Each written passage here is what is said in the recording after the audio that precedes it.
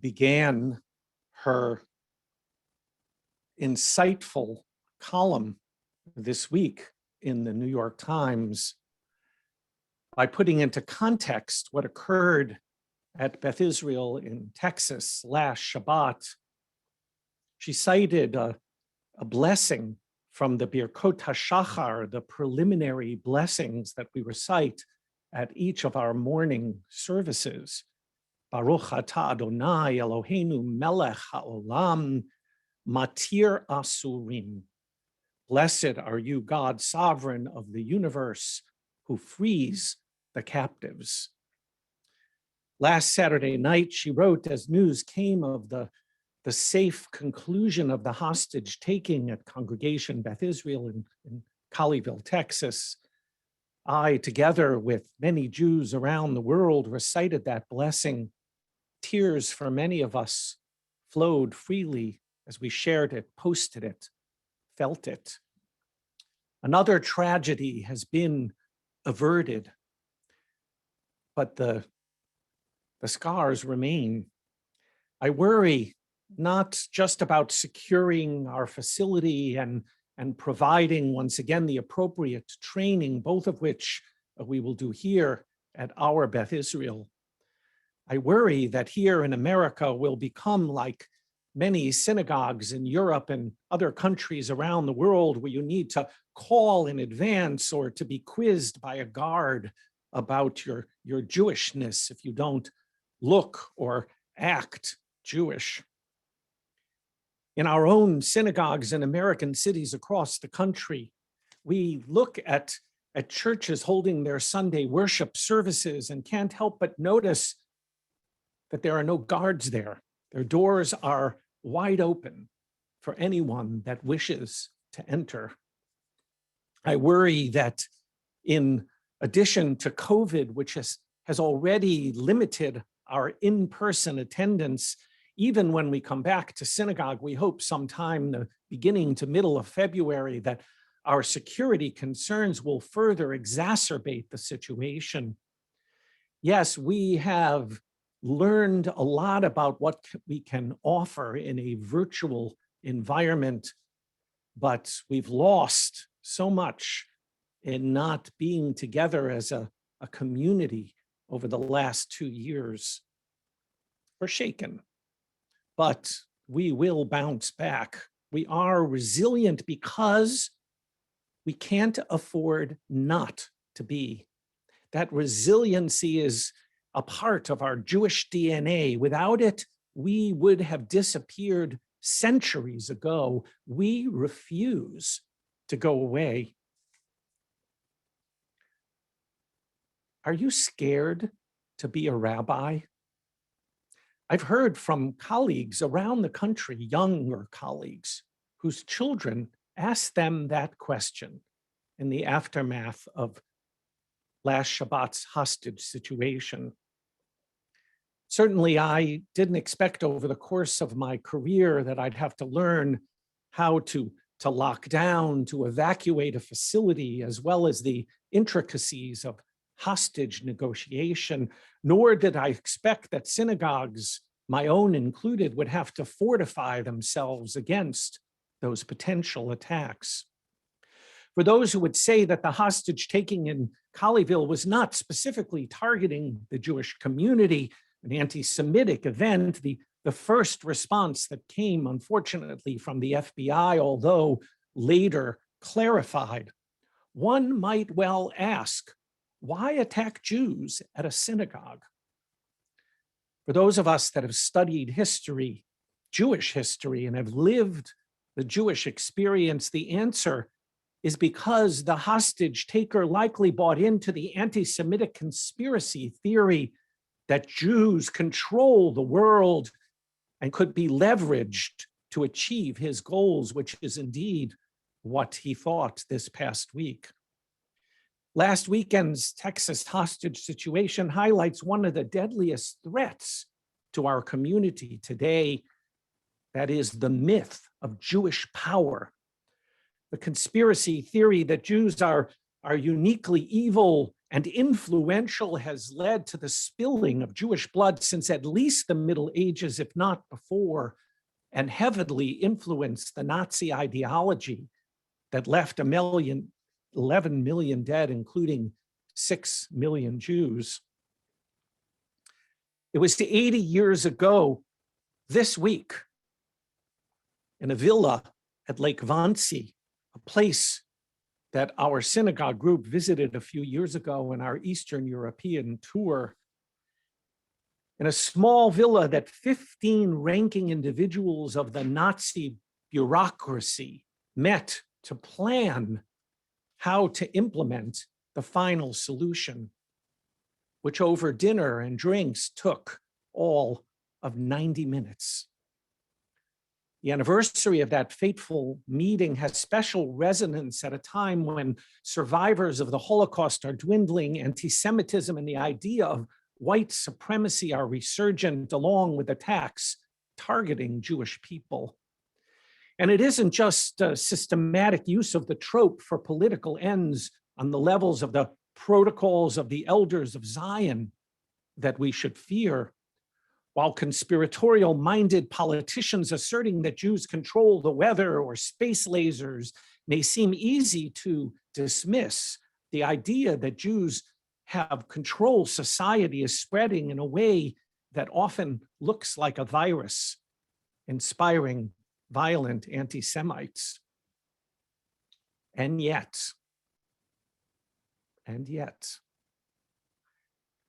Rabbi Citron Walker, who has been on many briefings, as you might imagine, for rabbis and lay leadership this week, has said that he truly believes that what happened to him was a rare incident and not a sign of what we as American Jews should expect or worry about occurring each week, that it is indeed safe to go to shul.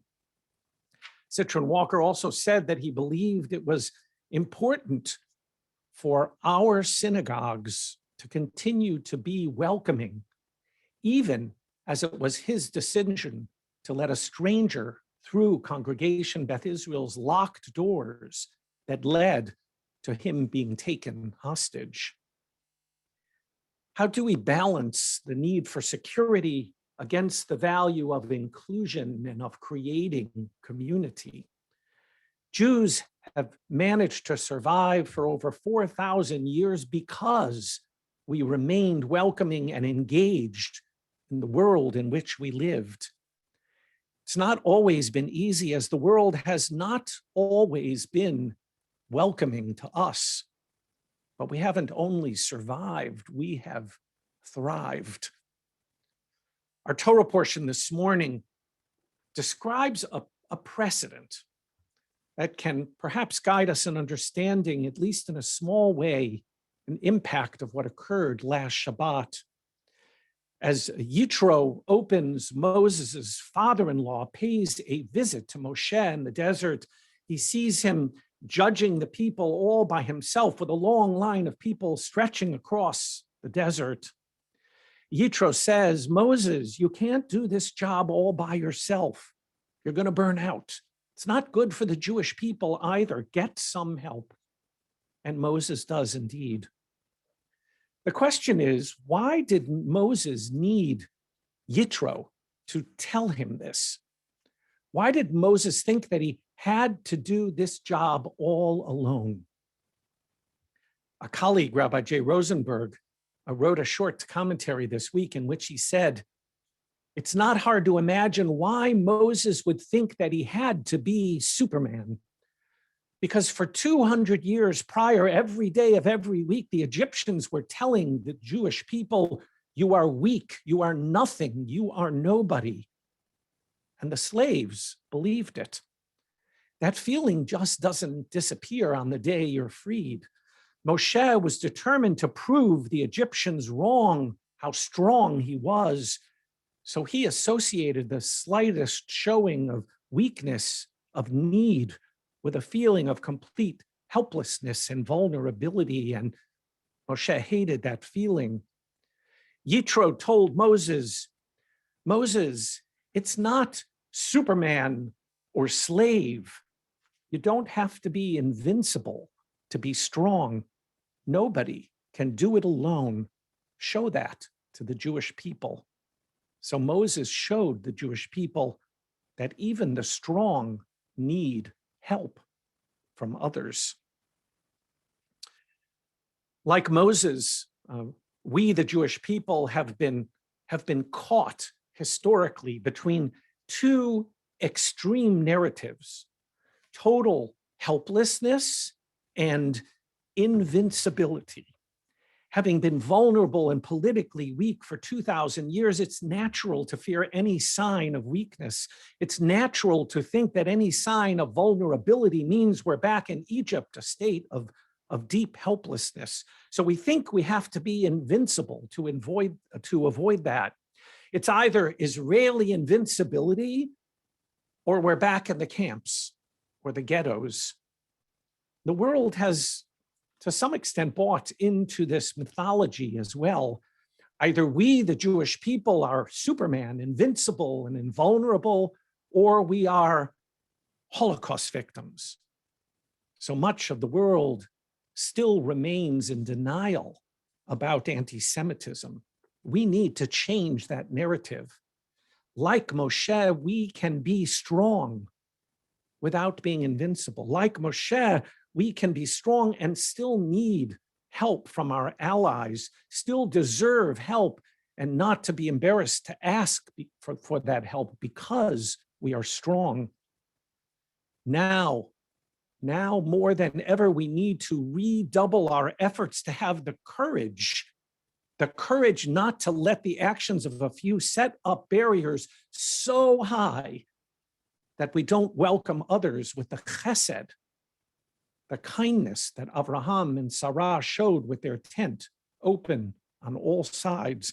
Now more than ever, we need to remember how important our Kehillah Kedoshah of Beth Israel can be as a spiritual home for all who seek community, whether through prayer, learning, social engagement, or social action. Now, more than ever, we must be willing to accept help as we have to harden our facilities, but also soften our hearts to the needs of others. At our High Holy Day services following the Tree of Life tragedy, many of you may remember that I changed from my white robe into a button-down sweater. And I asked the question, what would WWFRD, what would Fred Rogers do? His answer, look for the helpers. I read yesterday that in the face of uncertainty, Rabbi Paul Kipnis of a synagogue in suburban LA had adopted a new similar motto that he had been sharing, WWRCD, do. What would Rabbi Charlie do? First, perhaps, look for the chesed, look for the helpers. That's ultimately the gold standard. I'd like to conclude this morning with the cantor leading us in a song that we sang in our commemoration of the Tree of Life tragedy, Olam Chesed Yibaneh, from Psalm 89. Olam Chesed Yibaneh is translated literally as God's love is everlasting, but it's been adapted to suggest God builds the world from love. Even we will build the world from love. The psalmist actually laments, God, what has happened to our world? And the adapted translation suggests that we provide the answer. We must work together to apply God's love to our broken world and to build our world through love for each other. Olam Chesed Yibaneh. Olam Chesed Yibaneh, Yanara, Yanara, Yanara. Olam Chesed Yibaneh, Yararai Allah, Yararai Rai. Olam chesed yibaneh. Yararai Allah, Yararai Rai. Olam chesed yibaneh. Yararai Allah, Yararai